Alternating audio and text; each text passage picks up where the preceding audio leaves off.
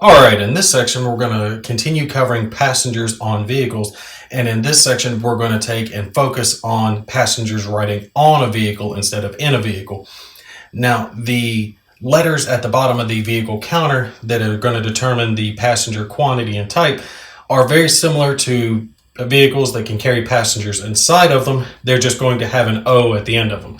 So you're either going to have a PO or a PPO at the bottom of the vehicle, and the amount that they can carry of passenger quantity is the same as in a P or a PP type vehicle. So a PO can carry a half squad, one support weapon, and one single man counter, and a PPO can carry a full squad, two support weapons, and two single man counters. So like this Stug that I have laid out here, it is a PPO vehicle, so it can carry a full squad, two single man counters, and two support weapons. There are a few different rules though when you're having a vehicle that has passengers on it instead of in it. One of those is if the vehicle were to fire its ordnance weapon, not its machine gun, its ordnance weapon, the units will have to immediately disembark and be marked with a moved counter, and they have to take a morale check to determine whether or not they become shaken. So if this Stug were to fire its ordnance weapon, you would disembark all of the passengers, mark them with the moved counter, and you would do the morale check as normal to determine if they're shaken or not. If they disembark in this manner, they are able to be subjected to op fire.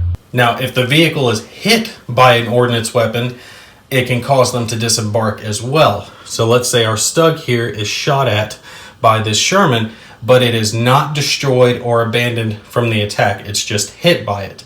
In that case, the units also must disembark again with a moved counter, and again they're going to take a morale check to determine whether or not they become shaken.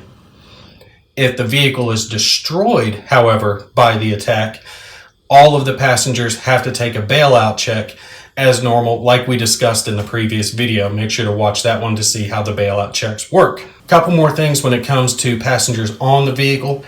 If the Stug is fired on by these units and the units that are on the Stug become shaken because of that fire, at that point they're going to have to disembark and they'll be marked with a move counter from that. The ones that aren't shaken don't have to disembark from the vehicle.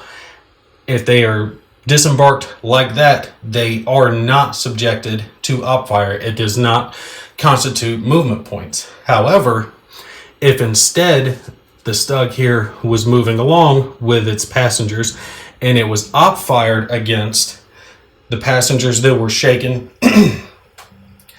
would have to disembark as well, but that would be considered to have an implied 2 movement point cost, and they would be subjected to op fire as normal up to 2 movement point worth of op fire, and the Stug could take and continue moving on once you had conducted the op fire. So if our Stug here was driving, these American units op fired against it, causing some of the units that are riding on it to become shaken. They would disembark in the hex they were op fired on, and they could be subjected to more op fire because it would have an implied 2 movement point cost in that situation.